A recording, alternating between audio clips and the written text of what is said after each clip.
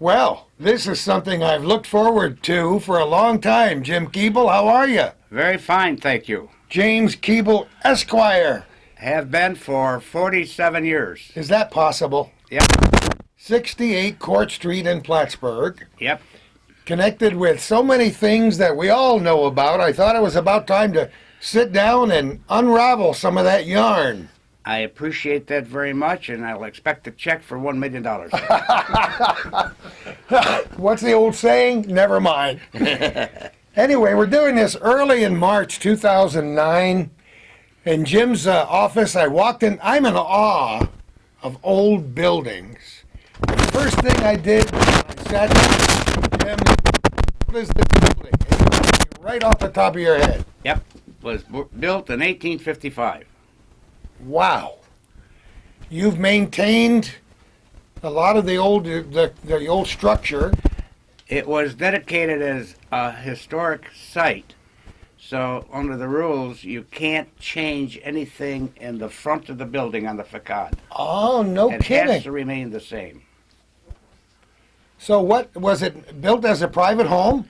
It was built as a private home and later on expanded. And when I bought it with Tom Quinn, who was my partner at that time, we bought it from Dr. Wessel. Oh, you did? Yes, and No this was kidding. this we're sitting in his main examining room. So, Oh. and there was an examining room over there, and Dr. Wessel was a gentleman. He was represented by the late Robert S. Long, Of course. who was his lawyer and friend for many years. We met at the Holiday Inn, and Tom and I negotiated with the two. It started out at $78,000. We bought it for $38 after 3 martinis, and that's a fact. And it was Bob Long was the one who was working for us, although he represented Dr. Wessel. We had a Excellent. good afternoon. I bet you did have a good afternoon. I think we called a cab. And you said when you tore some of the walls out to do some additions, you found slabs inside? They're actually a slab of a log. They're got to be almost 2 feet in width, and the bark is still on them. In the front part, the original 2 buildings or rooms that they built have not moved 1 inch from level. That says a lot for the geology and for whoever built the place, huh? And for the builders at that Yeah. time. Now you've changed it a bit since you've been here. We added on, it's now 94 feet long. And I think at the time it was probably 30 feet. Some big room, all cathedral ceilings, a side porch.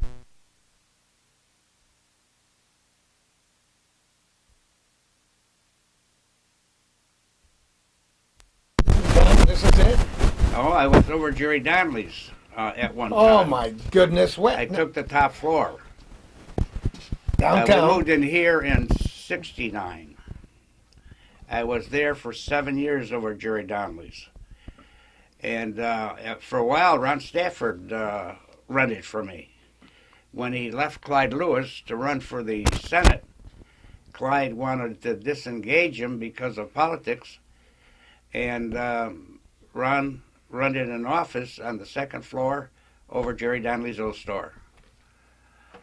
There's a little piece of history that I did not know. Yep. Most of our younger viewers have no idea what Jerry Donnelly Limited even was. I miss him terribly. Oh, it was a great store downtown, Yeah. a great guy. Yep. There were a lot of stores downtown back in the 60s that are long They're gone. Right. Oh my goodness. So then you moved up here, and you've been here Tom ever and I since. bought this from Dr. Wessel, Right. and then we decided to open up a law office. And we practiced here until 20 years, maybe 15 or 18 years. And then I bought Tom's interest out. He moved back on Elm Street in Margaret. And we liked it so much, we expanded into a living quarters. And it's been a boon to me because I go up and down instead of riding to Rouse's Point and back. Yeah, it makes a difference. Oh, I put 5,000 miles a year on a car. I used to put 30. No kidding. Yeah. Were you born up there? Where were you I born? was born in Rochester, New York. Come on. My dad was born in Victor. Oh, geez, I passed through Victor many times. Isn't that amazing? I think I almost got tarred and feathered once and lived in Victor. So how'd you end up here? Champlain College. Graduated Of the course. first 4-year course. My wife was the daughter of Harold Webb and Betty Brown, and she was going to Plattsburgh State. We met, got married a year and a half later, and worked 7 years for an accounting tax firm, a CPA lawyer, in Albany. And Carol and I both decided this would be a good place to raise our children, and we headed back, and have been here ever since. For the benefit of our people perhaps watching this program for the first time, who have no idea what our Champlain College was all about, it was actually a wonderful place to have a college right around that great old oval on the former air base, wasn't it? It was beautiful grounds, good buildings, and populated basically by returning veterans. And there wasn't any tomfoolery. We had a little fun. We did this, played sports, but they had a high rate of graduates that went on to a 4-year school or higher. I was in the first 4-year graduating class. And from there, I applied to law school at Albany and was accepted. And we went through law school, lived in Albany for 7 years before we moved up here. It was a great school, and there have been some really memorable reunions down through the years. Yes, I Have guess you so. attended a few? Yes, and enjoyed every one of them. Every single one, including the most recent, which was several years ago. Haven't had one lately, have you? No, because it's the ranks are thinning out. And one of the greatest alumni there was Nap Light. Of course. He's a dear friend. We've talked to him about it many times. He's What a guy. A great guy. He's the best. Yes. That's wonderful. So that experience having been done, but let's talk just briefly about your war experience, because we see over here, hanging from this helmet, a B-29.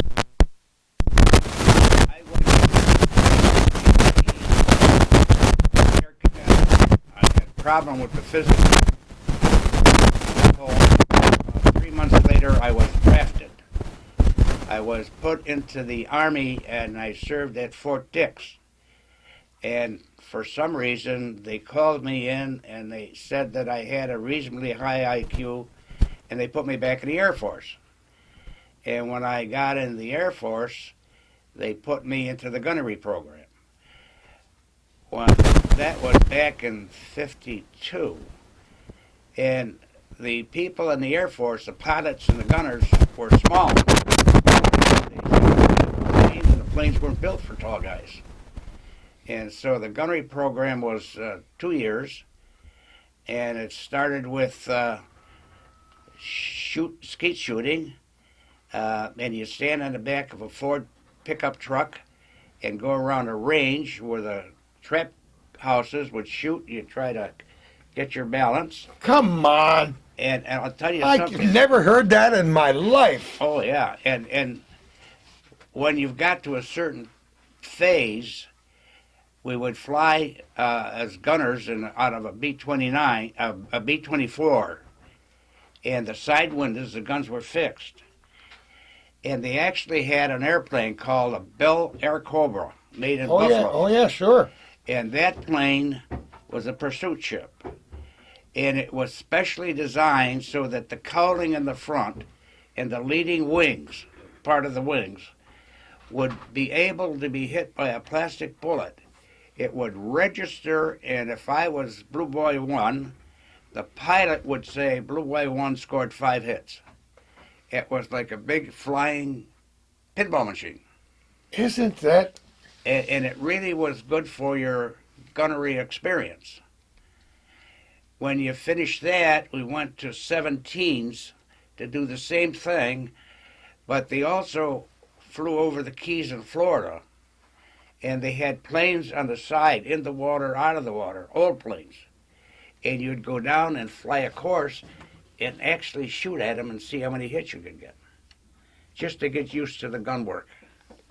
Isn't that amazing? And when I finished that, then we went into the B-29, which is a different type of gunnery, and that took me 18 months to qualify to be the command gunner on a B-29. Now, when I went in, it was just before it's 2 years before the end of the war. When we graduated from gunnery school, we were assigned to a B-29 and a crew. And then you pick up your crew and you fly together for a while to get used to each other. I don't know this to be true, but it's my understanding that our commander sent a teletype to the Japanese emperor and said, "You better surrender. Jim Keable is a command gunner of the B-29." and they surrendered. Yeah. Well, that could be a rumor. That's your story, and you're sticking to it. That could be a rumor. So what was the year when you got into the B-29s? What year was that? Had to be 52, early 52, 53 or late 52. It can't be in the 50s. You mean the 40s, right?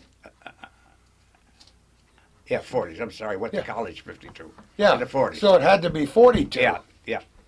Only 10 years. What's 10 years among At friends? my age, 10 years is a lot. We're going to pause for a minute because I want to talk just for another moment about that B-29 and what a great plane it was, okay? Hold on a minute.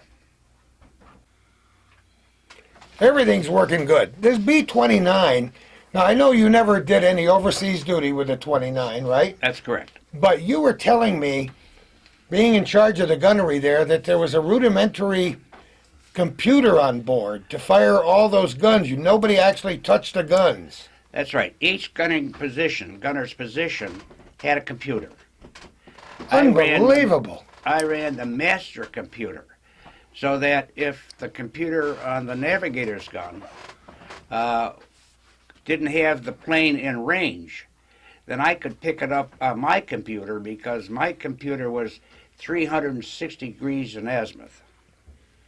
We're talking about 1940s here. 1940s. Who would ever have guessed? I never knew that.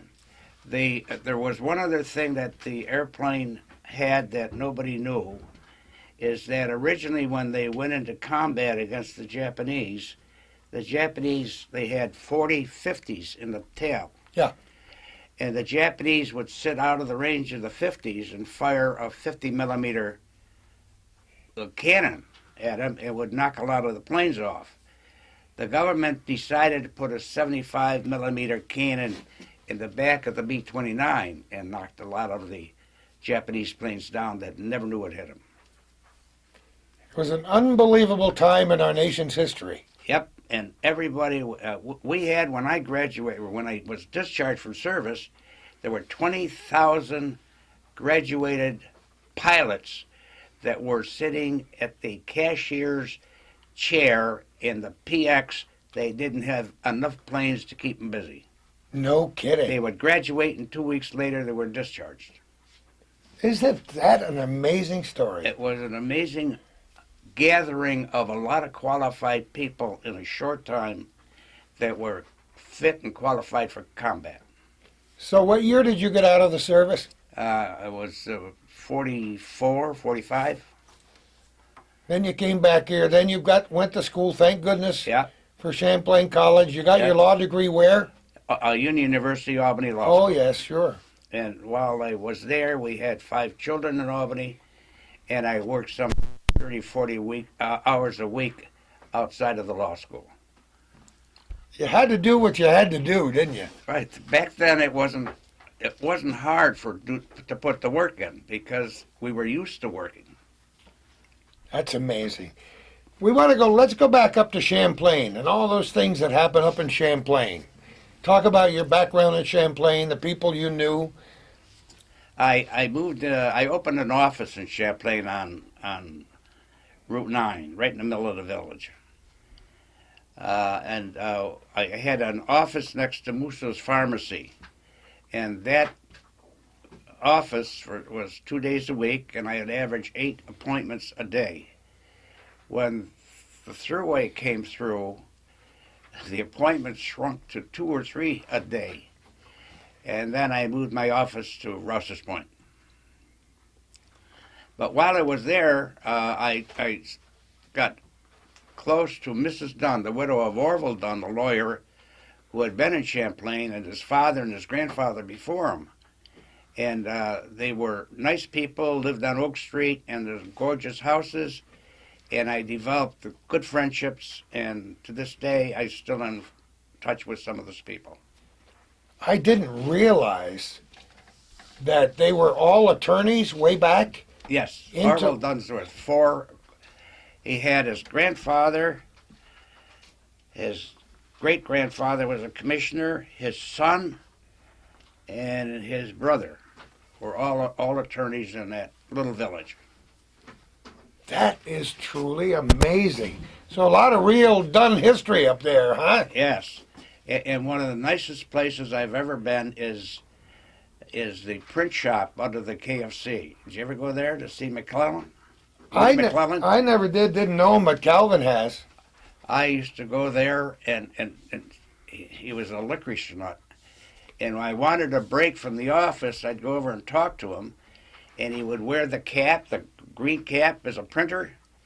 He had 2 Gutenberg printers that from Germany, and he would make cards and things for people. I still have things that I've had from him. And he was a super smart guy. He was a stamp collector. He was a Lincoln collector. Just an amazing person. And he was very, very interested in a lot of things, including the North Country cemeteries. Oh, he turned, when he was ready to retire, he turned that over to the clerk in St. Albans, who professed that he would continue to do the same thing. He had information about the death and burial of people from southern Quebec, all the way to Vermont, western Vermont, and eastern United States. And he had told me that he got calls from all over the United States and from the world for genealogy purposes.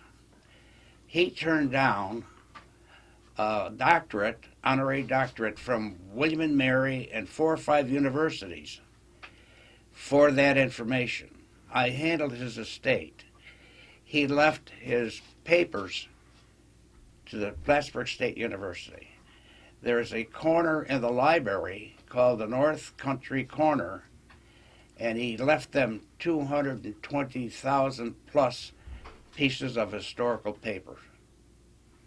He was quite a man. And that's at the Feinberg Library, right? Yes, yes. For the benefit of our viewers who may not know what Special Collections is in the Feinberg Library, if you're interested in North Country history, you should stop in there sometime. If I go in there, I don't want to leave. It's like the average guy going into a hardware store. Yeah, I've been in several times, and it brings back some good memories. Oh, my. And the McClellan collection is only one. And thank goodness to our friend Clyde Rabideau Sr., who picked up the baton and went around and wrote several books updating all those cemetery records just a few years ago. So we're fortunate around here. That's history we'll need forever. Yeah.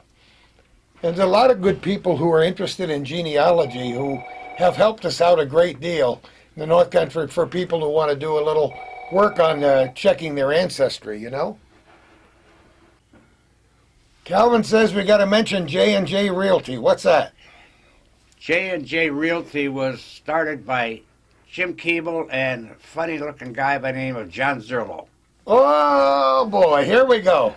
Just saw John's picture in the paper, didn't I? Yeah, well, he's a ham. Yeah, we love him. He's a great guy. And John was so popular that we sold a lot of property. And John had an ability as a tax collector and knowing and being raised in Champlain area that when somebody wanted to sell their house, they would come to us and he would say, what do you expect to get for it? And the seller would say $100,000, and John would say it's not going to sell for over 55,000. Sometimes we didn't keep that person as a client because another real estate person would say they'd get the 100, knowing well that John was right, and he only could get the 55. He probably hit the price 95% of the time right on the button. Isn't that amazing? He's an amazing guy. He's an interesting and colorful guy. We've interviewed him I don't know how many times about the drive-in up there and Yeah. wonderful experiences. And for those people who may be watching this somewhere else, John Zerlo is presently the Clinton County Clerk, and his son Michael is a very able Clinton County Administrator. And John's doing a super job Yeah. as a clerk. And he's had some innovations that were difficult to establish, but he put them in and they work perfect. Isn't that amazing? Yep. So you worked together Yes. in that business for how long? Maybe 7 years. And then John got busy with the legislature and the school, and he put the hockey rink in. He didn't have a lot of time, and he was a ramrod there for that whole hockey rink. They went and picked the hockey rink out in Massachusetts, I think, took it apart, put it on the truck, brought it here, and put it together in Rouse's Point. Amazing. It is amazing. We've got so many interesting people from that Rouse's Point, Champlain area and from Plattsburgh. And fortunately, Calvin is willing to carry that camera around and capture some of these great stories like this story with attorney Jim Keable here in Plattsburgh. These stories need to be told, Jim. Right, and I can say this with some degree of truthfulness. John Zerlo has always credited his ability to be a good politician and popular guy by having been associated with Jim Keable. It works for me, Yeah. especially since we're sitting here. Now let's switch gears just briefly. When I first came here, I was interested in old buildings. I heard about that wonderful old fort up near Calvin. I would drive around there and never walk through it. We'd go traipsing in the woods looking for Pike's Cantonment. We'd go through cemeteries and write down names and look for things. And every time we headed down the old military turnpike toward Ellenburg, we would look on the right-hand side and see that moldering old stone building, Robinson's Tavern. Robinson's Tavern, and I wondered, who is this guy, Daniel Robinson, right? That was a relative of Louis G. Robinson. Now you're getting on the subject of the day. That was one of his ancestors, Yes. wasn't it? Louis started business in the hamlet of West Shazy, and originally had a merchandise store. And he bought the old church on the corner of the road leading into West Shazy, and he had some of his merchandise stored there. I understand he went bankrupt after the Depression, and he stored hundreds of articles on the second floor of that building. Then he went into the store, the business of selling sugar and flour to bakeries, and then lumber, and did very well. And he operated that until about 5 years before he became ill and passed away. But when I was doing the work for him as an attorney, he asked me to go upstairs and look at the inventory. And he had gramophones with the bulldog on it. Oh, come on, you're killing me, James. He had boxes of not expensive jewelry. He had 50, 60 pairs of women's shoes still in the boxes. He saved a lot of things. And that was all brand new stuff? All brand new stuff. Oh, my goodness. He lived on the road towards the church, and he had a beautiful home where he and his wife had no children, Rory, and they had 2 living rooms, 2 dining rooms. It was the most gorgeous house, loaded with antiques. This guy was quite a businessman. he was He sold everything. You've mentioned a number of things, but he sold cement, he sold bricks, everything. he sugar, flour, did a lot of business across the border, didn't he? could. Yes, he was a very popular store. He had good prices, and evidently he was very competitive because he was successful. Isn't that amazing? There aren't many stores like that left. None, that I know. When my kids were little, they'd go into a store like that up in Waddington, New York, when we camped there, and they called it the everything store. I never heard of that. Well, that's just Yes, something my right. kids made Yes, up like because the old five and you dimes. could walk in there and buy some fly paper or a 50-pound bag of cement, whatever you Sure. wanted. Sure. So he was a character. And he was an old fox. He liked to play pool, and there was a restaurant on the corner in West Chazy, the Four Corners there. And on occasion, he would challenge me. Now, his eyes were very bad. If we played 30 or 40 games, I might have beat him twice. Come on, that good. He was he was unbelievable for a guy that had bad eyesight. And he used to laugh and make fun of me because he was a better pool player than I ever was. That's like golf. That's a game that you have to play a lot to get good at it. Yep. And I'm still trying to be good at it. So what else was he in? Was he involved in politics at all up there? Not at all. Not at all. Just, Not at all. Just a businessman. When I met him, he was very active in the Masonic Order. And it created an interest in me personally. And then I met Hutchinson from the Pontiac and Rouse's Point, and they asked me to join, and I became a Mason. And then I went from the Masonic Order into the Shriners. I'm one of the few people that are Shriners and Masons and also Fourth Degree Knight. The bishop years ago let that window open where you could be both.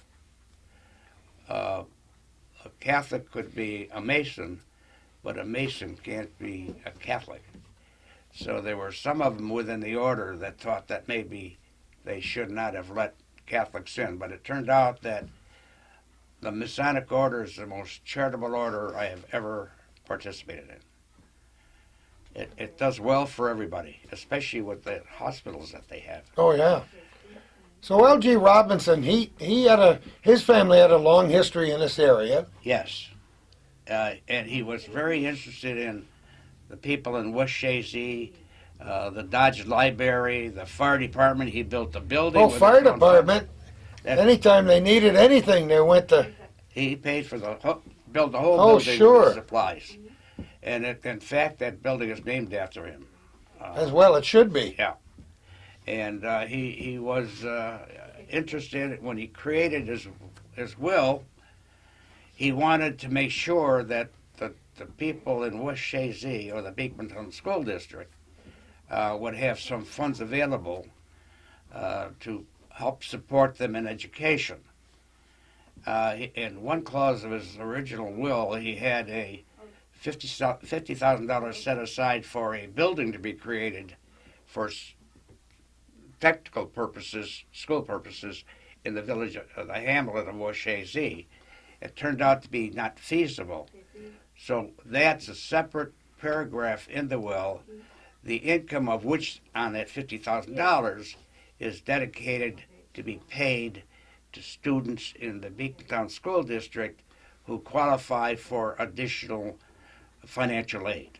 So scholarships. Yes, and we just gave them, I'm a trustee, along with the Alliance Bank out of Buffalo, and we just gave $20,000 to the Beekmantown Scholarship Committee, consisting of teachers and educators, and they select the students, and they pass that out.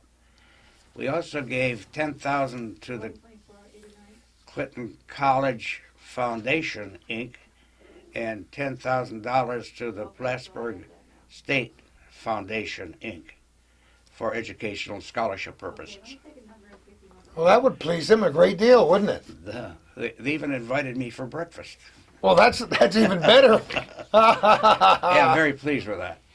So what other kinds of things did you and he discuss this will for a long time when you set it up? I would say that it was probably 4 to 5 years in the making Wow. until he could decide exactly what he wanted to do.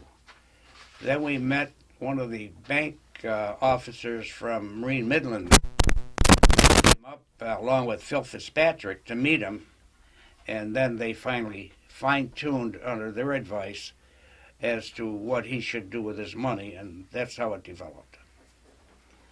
Now we're talking about a guy, even though he was a hometown guy, West Shazy, cared about his community, he made a couple of bucks. Because he must have been a pretty shrewd businessman. He was also very frugal. He was famous. He put a lot of he had a lot of investments in Lucky Strike, Chesterfields, because if you had enough stock, you got a carton of cigarettes every month. Oh, And he did that, and he was a kidding. good smoker. Yeah, Is he's a it nice the- man. Now he lived, well, how was he in his 70s? Oh, he's in the low 80s. Low 80s? Yeah. All those non-filtered cigarettes? Well, he was an outdoors person, and he was bowling until he was in 75. No kidding. Yeah. So just a very interesting person. People like that are fun to know. That's what our memories are made of. I could sit down with him for hours and talk about anything he wanted to talk about, and he was very conversant, very knowledgeable of the local history and of different things that happened in that area. Now, he probably never went to college, did he? Not to my knowledge.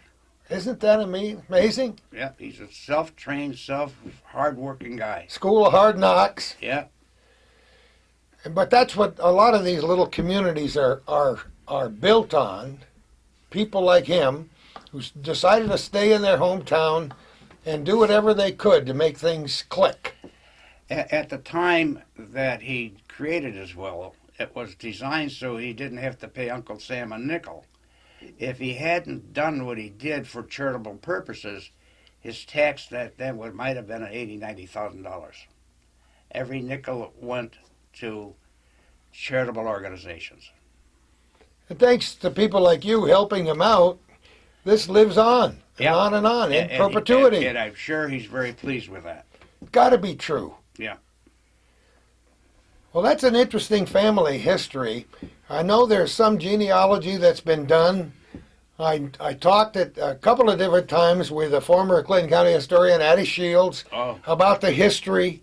She did some genealogy for that family. She had an old Bible because, let me get this right, her husband's grandmother and Louis's grandmother were sisters, maybe. Now, how far am I off?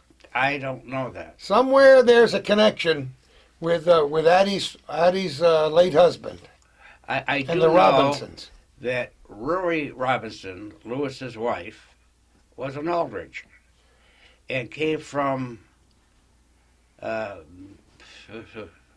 Warrensburg, and they were related to the Rockefeller Aldriches. Same family. Might as well drop a few names while we're at it. Yep. Isn't that interesting? Yeah. And she was a nice, kind lady that really didn't go out much.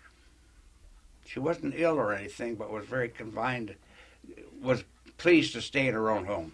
I knew it was an odd name. I couldn't spell it if you offered me $1 million, but it was it was R-H? R-U-R-Y. Was it? Oh, it was R-U-R-Y. Yes. Okay. I know. I have never seen it written It's the down. only name I've ever seen, ever ran across that name. Now, did she outlive him?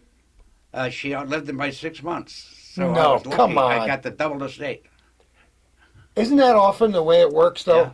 Yeah, she missed him. They were together all the time. They had no children. Oh, they had no children No at all. children. So that She- was the end of the line. Yeah, she had a sister out of Glens Falls that would come up and stay with them. And when Rui died, she left some to her sister, and the balance to the estate, to her estate.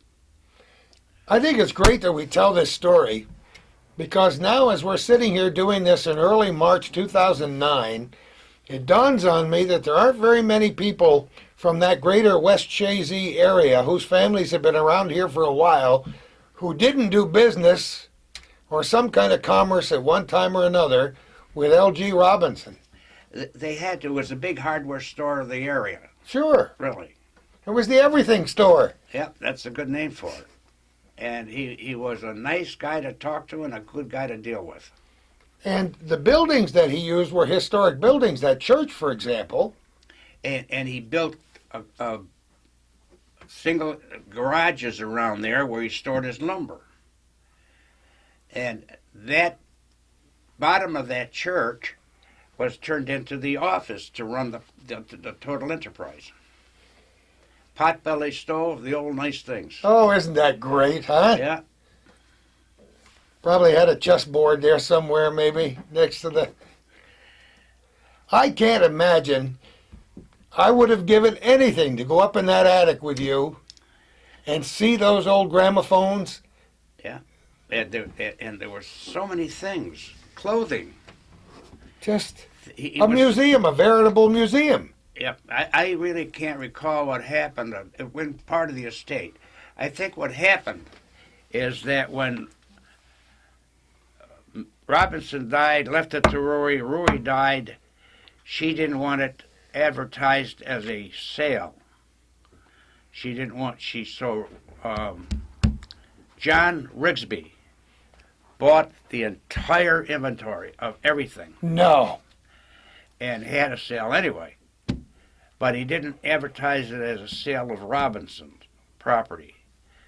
And he took everything in the house and everything in the garage, in the store building. That sounds like John Rigsby, and Yeah. he probably had a ball. He did, and he had a good auction. And the money went to Mrs. Robinson's sister, basically. Great story. Yeah, and they were nice people, just nice people. And I'm sure there are thousands of anecdotes that will come to people's minds now that we're bringing it up. You can just picture John and Mary or whoever they might be Sure. around the television set saying, listen to them, they're talking, you remember him? Remember the old guy up there in the store? Yep, it seems like yesterday, but it's been a long time since I've been in that area, and I always had a good time when I stopped at Mr. Robinson's house. When did he die? What year did he die? I was trying to remember that. Oh boy, you got me. I don't know exactly. Was it, what, do you think it was 60s, in the 60s? It was the late 60s. It seemed to me like somebody told me between 67 and 69. Well, I don't know which one it was, but it was the late 60s. Okay, just so we're giving people a time frame here, because this is all part of the fabric of this great North Country. Yep. And now that our program is seen on the internet at Plattsburgh.com, there are people who watch this who've never visited the North Country, and hopefully we've enticed them a little bit, because we have, not only treasures and things in people's attics, but treasures in our memories and the wonderful people that help to make these communities what they are. And there's a lot of people out there that could add to the history while they're alive. That's the best part of it. That's why we're sitting in Jim Keable's office today, adding to the history that we already know. And, it's like a puzzle, Yep. and you put a little piece in You here. motivate Yeah, to come out and tell the people what you really know and what you went through. and I hope it inspires people to look in that old dresser drawer, up in that attic cubby hole, as my mother used to call it, and come up with something that might be interesting for us to talk about. We're always interested in talking with people from that greatest generation, as Tom Brokaw called you guys, because we're losing them too fast. We know you're going to be here for another 30 years. Well, I was told 28, 29. But those stories have to be told. Yeah. And even though you never actually saw overseas combat, your experience was the $1 million life experience. It was the end of the period where thousands of young boys and girls went into service to do what they had to do for their country. And it made everybody proud, and we didn't have any problems with racial or anything. They were all doing the one thing for the one purpose. And we talk about the GI Bill, which you got obviously when you got out of the service. Yeah, without it, I wouldn't have gone And so to college. it didn't cost you one penny to go to Champlain College. No. And Champlain College, I want to reiterate, was a darn good school. It was a great campus. They had a fabulous curriculum. They had wonderful sports and music and acting programs. And now the only Champlain College we know about is the one across the lake in Vermont. Yeah. So I didn't want people to confuse the two. But they cranked out some wonderful students. And if it hadn't been for Clyde Lewis and getting the Plattsburgh Air Force Base in here, that college might still be operating. It would have been 3 times as big. Yeah, and the plan was to make it Permanent. It would have been permanent. It would have been permanent part of the state university. Yep, it was a sad day when they reclaimed the army, or the government reclaimed the land, because a lot of heartache, a lot of good effort, and a lot of fun, and a lot of education took place on that campus. Yeah, it's great. I mean, I still love to walk around out there, and I'm glad that they've at least tried to preserve some of the integrity of the architecture and the buildings and the feeling you get when you walk around that oval. Yeah. Because there's a lot of military history there. Yeah, going way back to was it the Revolutionary War? Yes, the Revolutionary time period. There's been a military presence there off and on since the very, very beginnings of our country. And that's when we say hallowed ground, we're I'm not surprised kidding. they didn't put the veterans graveyard up there. You're you're digging new ground here, new old ground, Jim, because they're still writing letters to the editor about the veteran cemeteries. You know, a lot of promises have been made through the years. And as we're recording this in early March 2009, people are in tough times. Yeah. Our country is on the brink, and most of us weren't around the last time that happened in the late 1920s and early 1930s. But by the time I was born in 1937, it looked like it was coming back again, because they kind of sloughed off on the New Deal toward the end of it. But here we are. We had some great years of prosperity, and you've been practicing since what year? When did you start practicing? 59. So you've seen those Ups and downs. those ups and downs, huh? And I really was born to be a lawyer, because it's been my total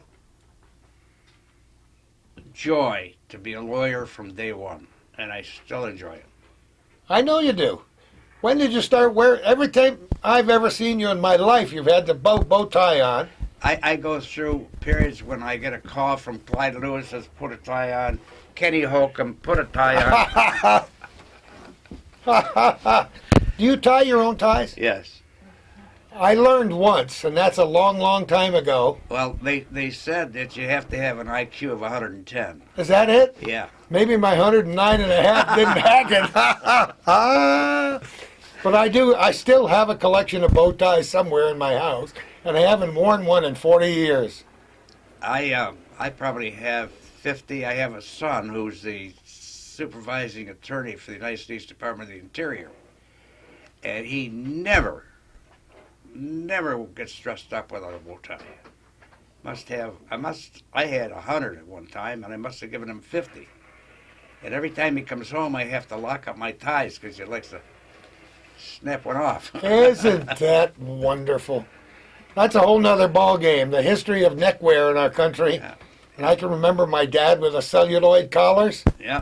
Remember this? Grandparents have that. The detachable celluloid collars, and the bow ties. And the unfortunate part of bow ties today, it's only a third of a tie, and it's $10 or $15 or $20 more expensive. They know. They saw you coming, Jim. Yeah. Isn't that amazing? Yeah. So you like to wear the bow tie, and it's classy. Yeah. And it's your persona. It's I like it. It makes me look short and squatty. And I don't want anybody to think that I'm 6 foot tall. No, you don't. I'll tell you what the difference is between a short guy and a tall guy. A guy's tall.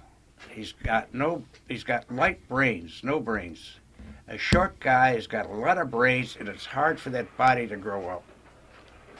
You know, Think about that. there is a certain amount of logic in that. We got a lot more to talk about, and our program will continue here at the offices of James Keable, Esquire, 68 Court Street, Plattsburgh, in just a moment. You just said something very interesting before Calvin hit the on button. How many law books did you have when you started? 32. Now look at this library. 32. And what they do is they make a book until when it gets to be 300 pages, they make 2 books. So now they charge you 170, maybe, I don't know what the price is, but they charge you double. Then you double for the filters, and it goes all the way through. And you've always had a respect and a reverence for the law. Absolutely. But even more than that, you have always embraced the practice of the law. It's my feeling that I would not be happy in any other profession. I had an opportunity before I went to law school. My mother-in-law and aunt, Carolyn's mother-in-law, her mother and aunt, owned 51% of the Brown Funeral Home. Norman Jabot was working there, and he called me to go on 2 calls at night to pick up a corpse. After the second call, I decided to go to law school. I couldn't stand being an undertaker. Isn't that? And Norman and Nikki bought it. Oh, yeah. And they did a super job. And I understand that Norman's son just sold his share to Warren Bennett. And Warren Bennett and his son and another son going into the business will have that for a long time. Great history. Great history of that particular institution and the others like it. This is something. You know, ever hear about Brother Andre? Oh, of course. How Brother could you not Andre live around used to here? go to Carolyn's grandfather, Eugene Brown, who founded the Brown Funeral Home, come down on the train and stay for dinner on Sundays. Isn't that something? Yeah. And Brother Andre would spend a lot of time in Morrisonville, back at the old St. Alexander's Church, and he would come down there, and what was his name, Father Gobey? Father Gobey was a very revered priest in the early days, and Brother Andre would come down here. Everything's connected, Jim, right? Eugene Brown Sr. Worked as a customs officer and would go up on the on the train to Quebec and back. He had a long layover, so he apprenticed as an undertaker. And when he came down here, he was the first licensed undertaker in Plattsburgh. He had a place over on Bridge Street. That place burned. Then he bought the old man's where they are now, and that became the Brown Funeral Home. I've seen the old photographs of what that place looked like with all the livery stables out back. Yeah. Oh, yeah, boy. they had a nice yard. They had the well house was out in the back, and all shrubbery. This, our whole North Country is steeped in history. We've talked about the military history, some of the business, commercial history, the commerce back and forth with the border, being connected with the roots in the Underground Railroad. It's not a bad place to hang your hat, is it? It's a wonderful place to raise children. It's a wonderful place for history and a wonderful place for recreation. Yeah. Well, I know you've always been a family guy. How many kids? We have 7 boys and a wonderful little redheaded girl out front. Oh, yes. And you've been married?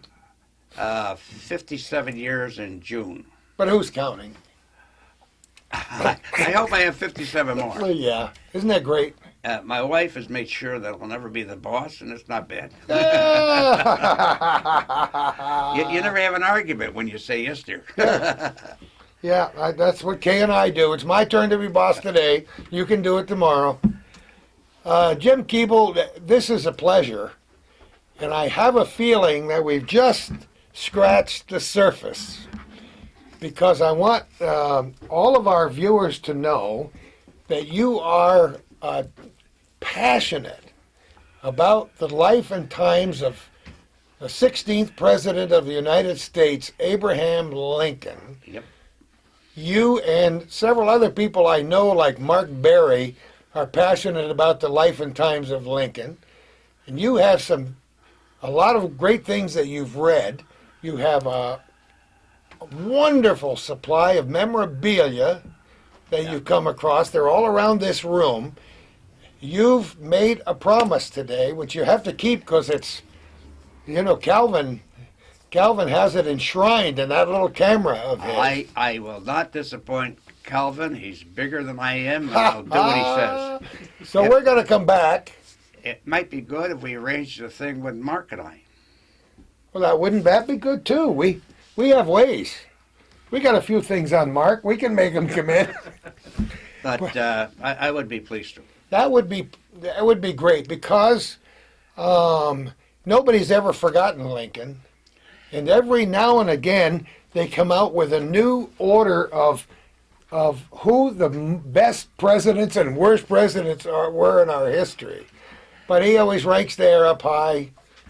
Glad to see Harry Truman's getting up there. And he's 200 years old. And he's 200 years old very recently, right? The thing that amazed me is when the current president cloaked himself with a Lincoln history, and he wasn't even sworn in yet.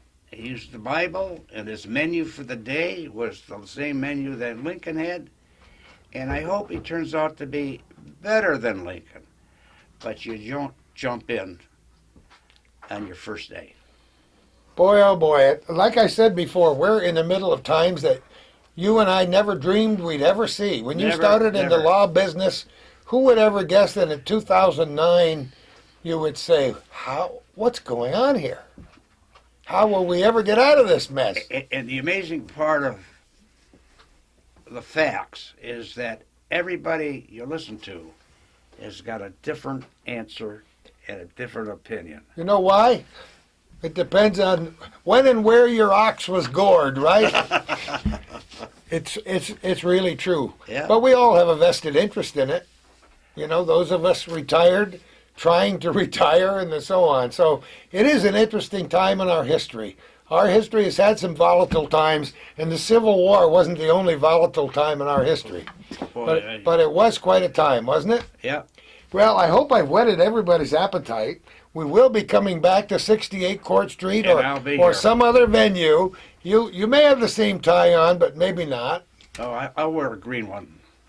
We're praying for spring in early March. St. Patty's Day is bound to come, and that'll be a good time for everybody. Jim, I want to thank you so much for sharing a little time with us today. We will do it again. Yes, I appreciate it. And you know what I always say? Thanks, Colin. Who knows where we're going to be next time for our little corner?